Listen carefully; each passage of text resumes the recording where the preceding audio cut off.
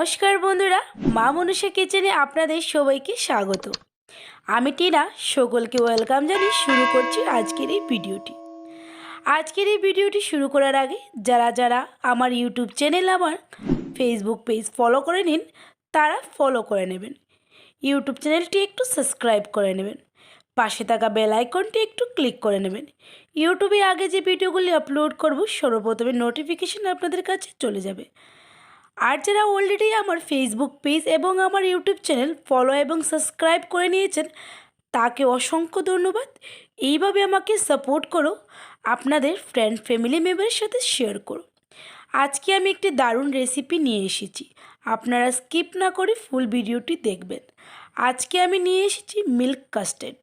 এই milk custard তৈরি করার জন্য এখানে নিয়েছি আমি নানা রকমের ফল, খেজুর, ক্ষীরা, আপেল, আঙ্গুর এবং কাজু, কিশমিশ, ডালিম।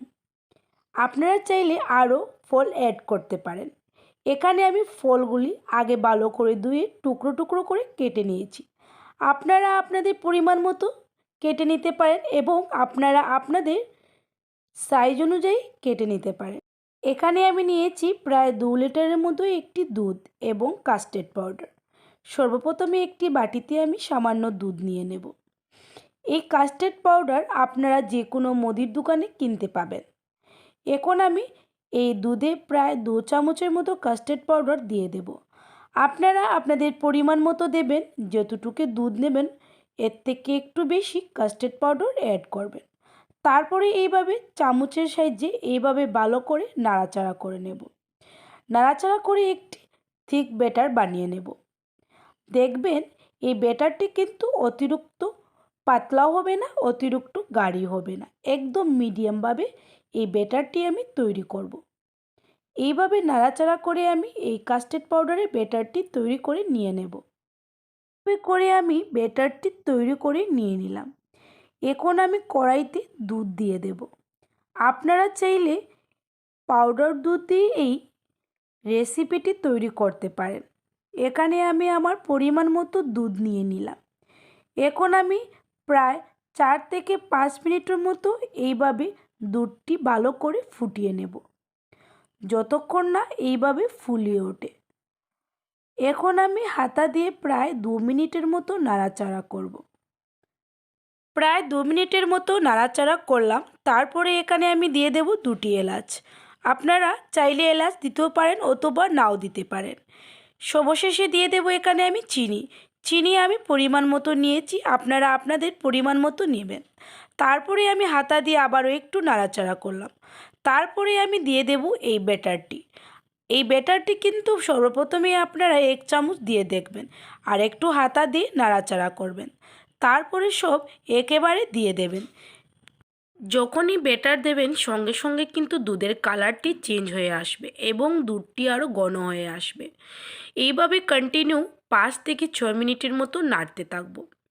আপনারা দেখবেন যে এই দুধের কালারটি চেঞ্জ হয়ে সঙ্গে সঙ্গে দুধটি আরও বেশি ঘন হয়ে গেছে, একদম ক্ষীরের মতো। তারপরে আমি এই দুধটি ঠান্ডা করে একটি বাটিতে নামিয়ে নেব। আপনারা আপনাদের পরিমাণ মতো এই ঘনটি রাখতে পারেন এবং আরও পাতলাও রাখতে পারেন। এখানে আমি ফুড অ্যাড করব, তার জন্য একটু বেশি ঘন রাখলাম। এখন আমি একটি বাটিতে নামিয়ে নিলাম। ফ্রিজে রেখে দেব প্রায় 2 ঘন্টার মতো এই দুধটি ঠান্ডা হওয়ার জন্য। তারপরে আমি সব ফলগুলি অ্যাড করব। প্রায় 2 ঘন্টার পর ফিরে এসলাম, দেখলাম যে দুধের ওপরে একটি সর বসে গেছে। চামচ দিয়ে এইভাবে একটু সময় নাড়াচাড়া করলাম।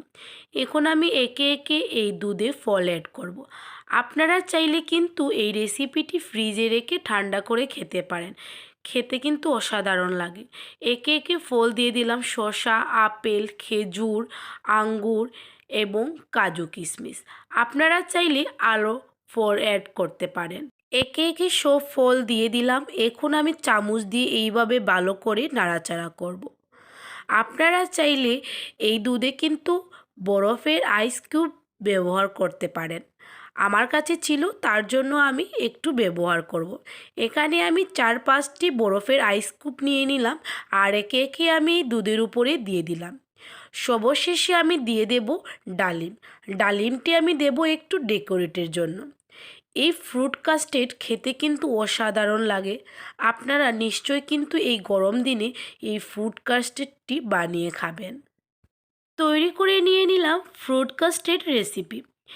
এই ফ্রুট কাস্টার্ড রেসিপি যদি আপনারা গরম দিনে বানিয়ে খান তাহলে বলবেন যে কী খেলাম।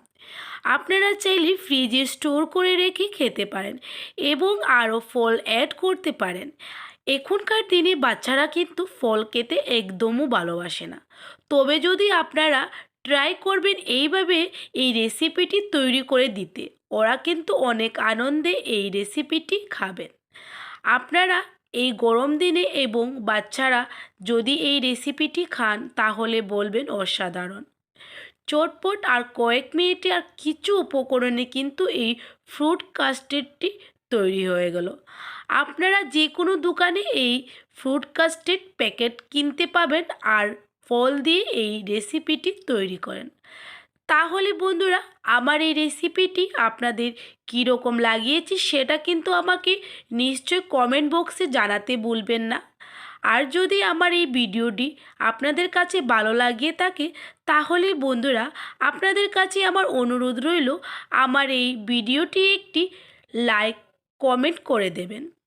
ততক্ষণের জন্য বন্ধুরা ভালো থাকো, সুস্থ থাকো এবং সেফ থাকো। আবার আসবো একটি নতুন ফ্রেশ ভিডিও নিয়ে।